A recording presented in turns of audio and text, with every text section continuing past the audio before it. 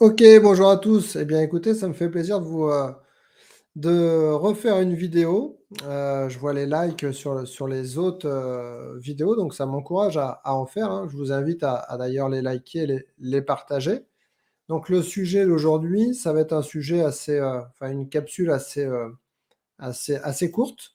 On va parler de l'alimentation et entre autres, pourquoi l'alimentation n'est pas le problème eh bien, premier dans les troubles alimentaires et la gestion de poids, surtout on souhaite, perdre du poids. OK? Donc, dans un premier temps, eh bien, on va parler de surpoids et d'obésité. À savoir que le surpoids et l'obésité, eh bien, c'est connu depuis le Moyen Âge, hein. Lorsque les gloutons, donc les personnes qui mangeaient énormément et puis au fur et à mesure du temps, eh bien, les personnes qui étaient bien portants, eh bien, c'était des personnes qui étaient influents, qui étaient importants parce qu'ils avaient la possibilité de manger, correctement et puis au fur et à mesure du temps, eh ben, ça a évolué. D'accord? À savoir qu'en 97, l'OMS, eh bien, a tout d'abord défini l'obésité comme une maladie chronique. Donc vous avez vu, c'est que ça a vraiment beaucoup évolué à partir depuis le Moyen Âge jusqu'à nos jours.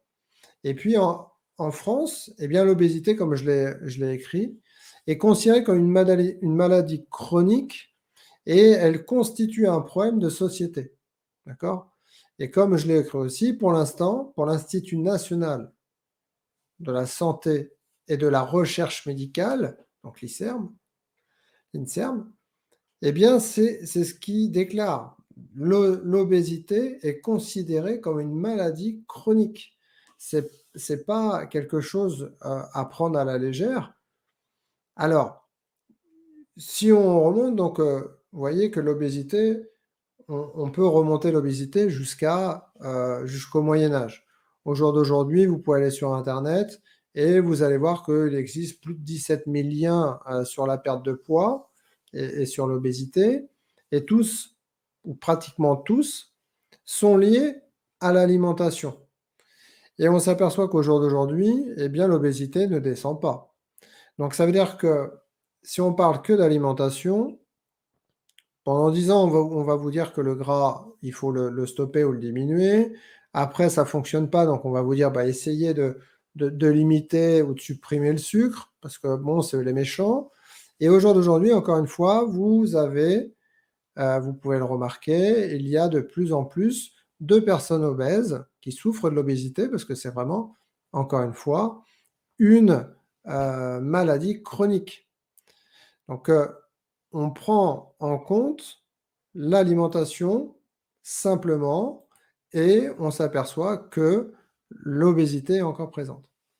Sur les troubles alimentaires, ce qu'il faut savoir, c'est qu'en France, 600 000 personnes seraient touchées par les TCA, par les troubles alimentaires.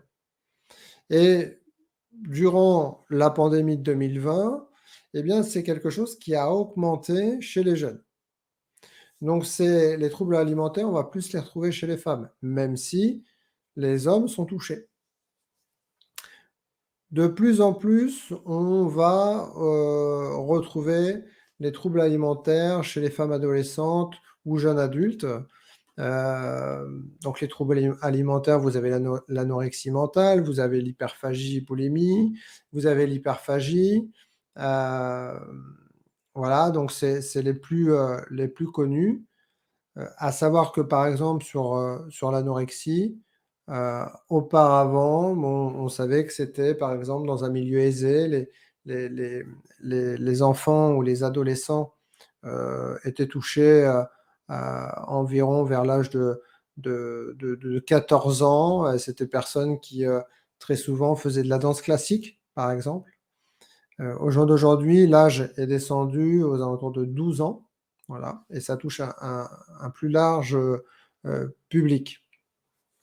Donc c'est si on s'aperçoit, si on regarde un petit peu, le point commun entre entre le surpoids et les troubles alimentaires, eh bien, c'est l'alimentation.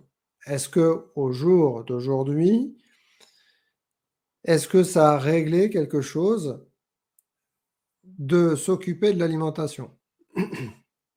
J'ai oublié de me présenter. Donc je suis Grégory Richard.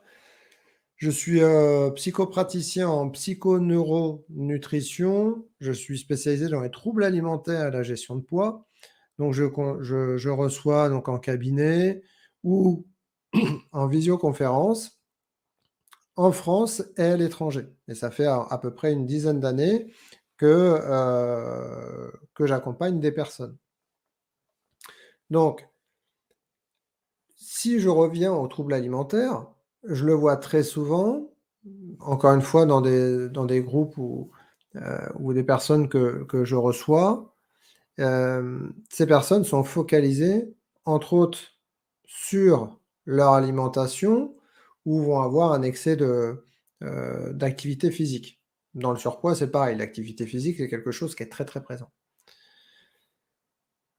Lorsqu'on discute avec une personne, par exemple anorexique, son problème, c'est donc, elle ne souhaite pas prendre de poids, donc elle va se focaliser sur la première chose qui est visible, ça va être l'alimentation.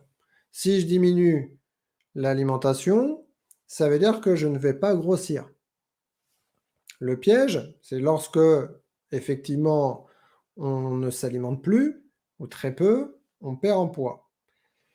On met notre corps en carence et lorsqu'on essaie derrière de reprendre une alimentation douce, qu'est-ce que le corps fait? Déjà, dans un premier temps, il répond à ses besoins physiologiques. Donc ça veut dire que le corps va prendre du poids. Et là, on fait encore une relation avec l'alimentation. Ça veut dire que l'alimentation, si je mange, c'est le problème parce que ça me fait prendre du poids. D'accord? Pareil pour la personne en surpoids, je mange. Si je mange de trop, je prends du poids. Bon, ça c'est un premier point. Sauf que pour les personnes, encore une fois, qui souffrent d'anorexie, elles ne passent pas ce palier-là, elles s'arrêtent, elles recommencent à manger, elles prennent du poids. Tu vois, j'ai raison, lorsque je mange, eh bien, je prends du poids, donc moi je veux pas, donc je remange pas. Et ils ne passent pas un autre palier que je ne vais pas développer là parce que ça va être trop long. Mais il faut justement entamer le deuxième palier, et la plupart des personnes, lorsqu'elles ne se font pas accompagner, eh bien, elles ne comprennent pas déjà pourquoi il faut passer, elles ne savent pas forcément ce qui se passe après, donc elles ne le font pas. Donc ça, c'est le point commun entre le surpoids et les troubles alimentaires, c'est l'alimentation. Maintenant, je vais vous inviter à regarder les choses d'un autre angle. On va mettre de côté pendant un petit moment le côté alimentation. Ça veut dire qu'on ne va plus en parler.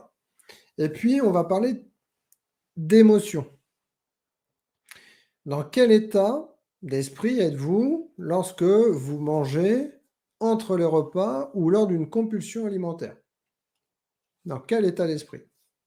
Est-ce que la partie émotionnelle ou les pensées vont venir interférer, par exemple, lorsque, entre les repas, vous avez faim?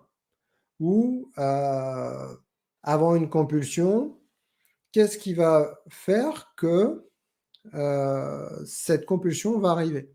On sait très bien qu'une compulsion, on va pas pouvoir l'arrêter. Lorsqu'elle est enclenchée, il faut, absolument la personne va absolument partir dans un état second et consommer. Qu'est-ce qui fait qu'on s'alimente entre les repas ou quand on souffre de troubles alimentaires? Sauf la partie anorexique, bien sûr. Eh bien, c'est l'émotion. Ça veut dire qu'on s'occupe vraiment de la partie alimentaire parce qu'on pense que l'alimentation est vraiment le problème, sauf qu'on oublie la partie émotionnelle. Qu'est-ce qui s'est passé lorsqu'on remonte? Est-ce que je suis énervé? Est-ce que je me sens seul? Est-ce que je me sens abandonné? Je me trouve pas belle? Je me trouve pas beau? Je me trouve trop gros? J'ai mal, donc je vais me guérir avec l'alimentation? qu'est-ce qu'on va aller chercher dans la partie alimentation et qui est dû à la partie émotionnelle? C'est ce qu'on appelle en fait l'élément déclenchant. L'élément déclenchant, c'est souvent la partie émotionnelle, mais il ne faut pas s'arrêter là. Il faut aller chercher l'élément programmant. Durant mes accompagnements, je travaille sur les éléments déclenchants, mais aussi la partie programmant, et nous travaillons la partie émotionnelle.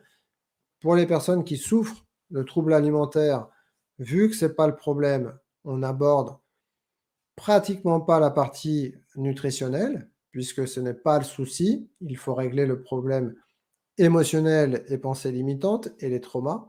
OK? Donc là, il y a un très grand travail qui est fait, et après, lorsque la personne est guérie, on peut parler alimentation. Pour la personne qui est en surpoids, c'est pareil.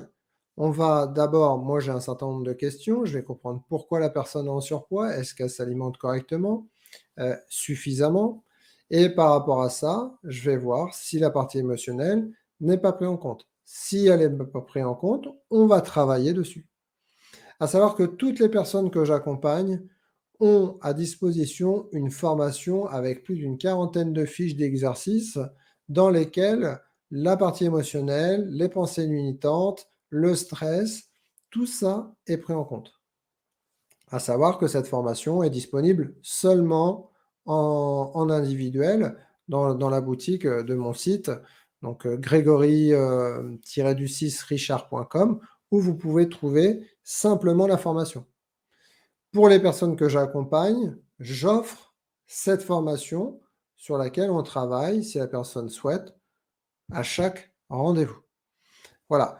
Donc, je voulais juste faire une capsule assez rapide sur la partie, alimentation. Vous voyez que j'espère que vous comprenez un petit peu mieux, pourquoi l'alimentation n'est pas forcément que le problème, et que la partie émotionnelle et pensée, et souvent aussi, ça peut venir aussi de la confiance en soi, parce que quand on n'a pas confiance, eh bien, on va aller chercher un réconfort, un ami dans l'alimentation, d'accord? Mais on s'aperçoit que ce n'est pas le problème des troubles alimentaires, ni du surpoids.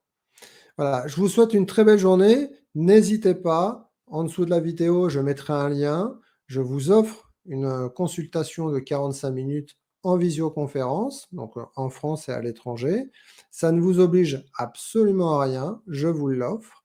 Donc profitez-en. Je me ferai un plaisir de répondre à vos questions, et je pourrai vous donner eh bien, des clés ou des points à travailler toute seule ou tout seul. Voilà. Très belle journée à vous, et puis je vous dis à très vite. À bientôt.